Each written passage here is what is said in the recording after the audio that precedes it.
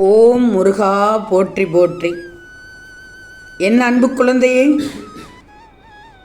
உன் அனைத்து முயற்சிகளும் தீர்ந்து போகும்போது இந்த முருகனின் கருணை ஆரம்பமாகிவிடும். கடந்த காலத்தை கனவாகிக் கொண்டு வருங்காலத்தை தைரியமாக எதிர்கொண்டு இப்போதும் வாழும் வாழ்க்கையை அழகான வாழ்க்கையாக மாற்றி அமைக்க உன்னால் முடியும். சந்தேகங்களை நம்பாதே, நம்பிக்கையை சந்தேகிக்காதே. உனக்கு கிடைத்த வரம் அப்படின்னு தான் நீ நினச்சிக்கிடணும். இந்த முருகனை நம்பு, நல்லவர்களை கைவிட மாட்டேன். உன்னால் எவ்வளவு பெரிய செயலை எப்படி செய்ய முடியும் என்று நினைத்து நல்ல செயலை செய்யாமல் மட்டும் இருந்து விடாதே. நீர் துளி துளியாக விழுந்து தொட்டியே நிரம்பி போய்விடும். செயலில் காட்டாமல் யாரும் தன் வாயால் தேன் ஒழுக பேசுவது அழகு. அழகு போன்ற மலரானது வாசனை இழந்து காணப்படுவது போல் பயனில்லாமல் போய்விடும். சின்ன இன்பத்தை விட்டுவிட்டால் பெரிய இன்பத்தை அடைய முடியும் என்றால் பெரியதற்காக சிறியதை விட்டு கொடுப்பவர்கள் அறிவாளிதான், திறமைசாலிதான், புத்திசாலிதான். ஆனால் நீ நினைத்தது நிறைவேறவில்லை என்று வருத்தப்படக்கூடாது. தயவு செய்து பந்த பாசத்தில் உள்ளே விழுந்து அறிவுரை சொல்லுகிறேன் என்று கெட்ட பெயரை மட்டும் சம்பாதித்து விடாதே.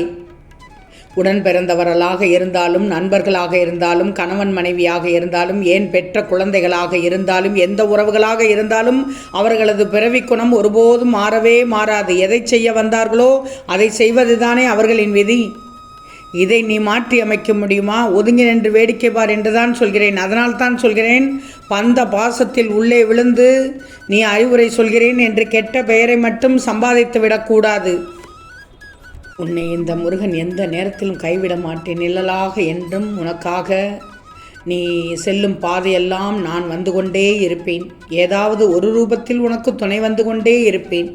அதை பற்றி எல்லாம் கவலைப்படாதே.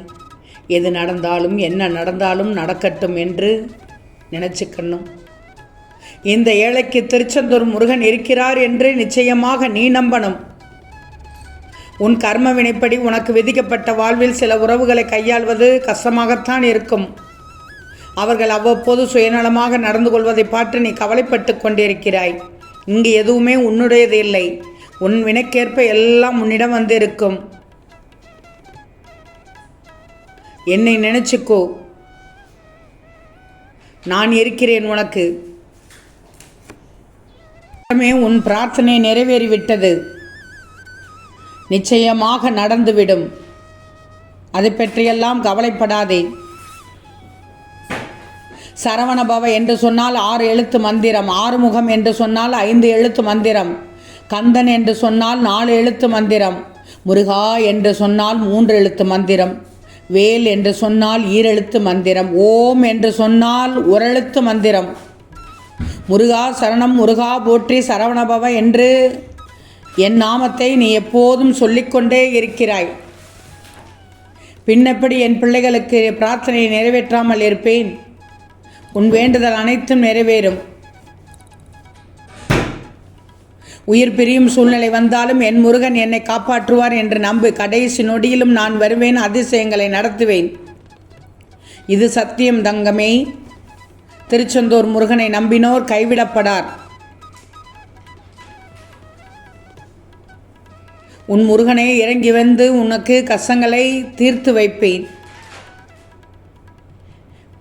வந்த வினையும் வருகின்ற வல்வினையும் கந்தன் என்ற சொல்ல கலங்கிடுமே. செந்தில் நகர் சேவகாவா என்று சொல்.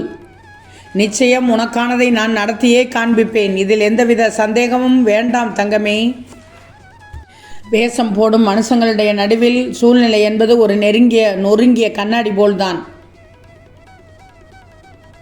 கண்ணாடியும் மனதும் ஏறக்குறைய ஒன்றுதான். இரண்டுமே உடைந்த பின் தானே மற்றவங்களை காயப்படுத்தி காண்பிக்கும்.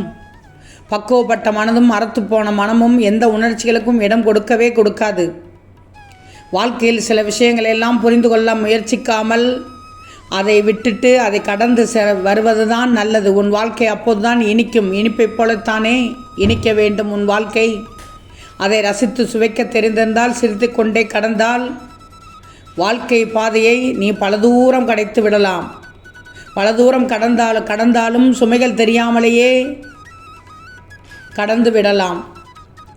ஆனால் வாழ்க்கை பாரமாக நினைத்தால் 10 அடி கூட கடக்க முடியாது. அனுபவங்கள் அதற்கான விலையை உன்னிடமிருந்து பெற்றுக்கொண்ட பிறகே கிடைக்கும். நான் சொல்வதை கேட்டுக்கோ. எல்லோருமே சரியாக இருப்பது போல் நடித்து கொண்டு ஒருவருக்கொருவர் ஏமாற்றியபடிதான் இங்கே வாழ்ந்து கொண்டிருக்கிறார்கள், உன்னை சுற்றி இருக்கிறார்கள். ஒவ்வொரு நாளும் பலவிதமான வேஷம் போடும் மனிதர்கள் நடுவில் உண்மை முகம் தெரியாமலேயே நீயும் நகர்ந்து கொண்டிருக்கிறாய், வாழ்ந்து கொண்டிருக்கிறாய், வேலை பார்த்தும் கொண்டிருக்கிறாய். தயவு செய்து உன்னிடம் நியாயமே இருந்தாலும் யாரிடமும் கோபப்படாது. ஏன்னா துரோகிகள் அனைவரும் உன்னை கோபப்படுத்தி அதில் உன்னை பலவீனப்படுத்தி அவர்கள் நல்லவர்கள் போல் காட்டிக்கொள்வார்கள். கொஞ்சம் ஜாக்கிரதையாக இரு. உன் பேச்சில் இனிமை இருந்தால் போதும், உன் உழைப்பில் நேர்மை இருந்தால் போதும், உன் செயலில் துணிவு இருந்தால் போதும், உன் உயர்வில் பணிவு இருந்தால் போதும். எல்லாம் நல்லதாக நடக்கும். எல்லா வளமும் உனக்கு கிடைக்கச் செய்வேன் இந்த திருச்செந்தூர் முருகன். நீ யாருக்கும் எங்கும் விளக்கம் தந்து உட்கார்ந்து கொண்டிருக்காதே. வேண்டாம், அதை விட்டு வெளியே வரப்பார். எந்த பிரச்சனையும் வரும்போது எங்கே தவறு என்று மட்டும் யோசி. ஏன் நேர்ந்தது என்று மட்டும் யோசி. எப்படி சரியாக்க வேண்டும் என்று தேடு. நான் சொல்வதை கேட்டால் உன் வாழ்க்கை அழகாக இருக்கும். நான் சொல்வதையெல்லாம் கேட்டு ஒரு முடிவெடுத்துக்கோ. ஆனால் முடிவெடுப்பது கூட ஒரு பெரிய விஷயம் அல்ல. எடுத்த முடிவை நீ முடிப்பது தான் விஷயம். அங்கேதான் கந்தனின் பிள்ளையை காண்பிக்க வேண்டும். இன்றே இப்போதே உறுதி எடுத்துக்கோ. என் முருகன் சொல்வதை கேட்பேன் என்று உறுதி எடுத்துக்கோ. நிச்சயமாக உன் லட்சியத்தை அடைந்து விடுவாய். இதில் எந்தவித சந்தேகமும் இல்லை தங்கமி. உன்னை சுற்றி ஒவ்வொருவரும் ஒவ்வொரு விதமாக வாழ்ந்து கொண்டிருக்கிறார்கள். யோசித்து செயல்படு என்றுதான் சொல்கிறேன். தேவையில்லாத மனக்குழப்பத்தை இறக்கி வைத்துவிடு. மனபாரத்தை இறக்கி வைக்க நீ கொஞ்சம் கற்றுக்கோ. நிதானத்தை மட்டும் கடைப்பிடிச்சுக்கோ உன் வாழ்க்கையில். அதுவே ஒவ்வொருவருடைய அளப்பரிய பொக்கிஷமாகும். வேறு எதையும் யோசித்து குழப்பமடையாமல் இருப்பது தான் நல்லது. நடப்பது எதுவோ அது நிச்சயமாக நடந்தே தீரும். நான் சொல்வது புரிகிறது தானே? வாழ்க்கை வாழ்வதற்குத்தான், அதிலும் குறிப்பாக சந்தோஷமாக வாழ்வதற்குத்தான். யாருக்கும் இதில் சந்தேகமே வேண்டாம். சந்தோஷமாக வாழ்வதே தனி அழகு தங்கமே.